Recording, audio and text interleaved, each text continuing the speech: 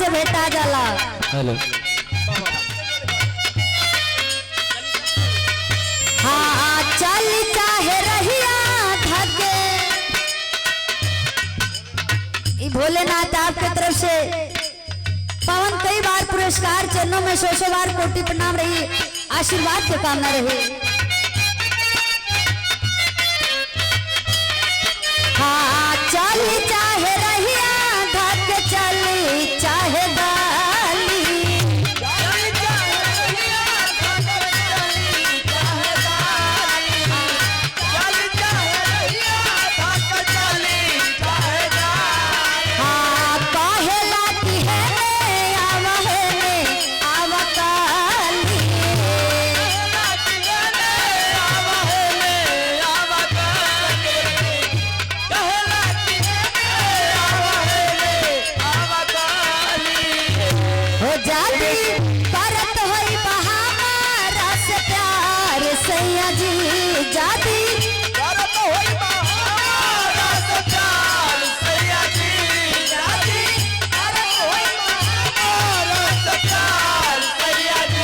जाके अभी चुका उधार सैया जी, जाके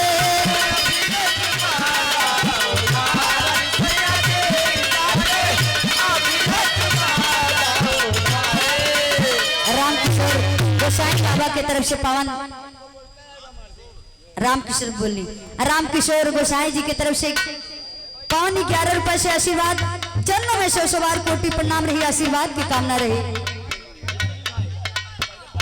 भैया है तनी बढ़ा देवल जब जिया चल बड़ा कम।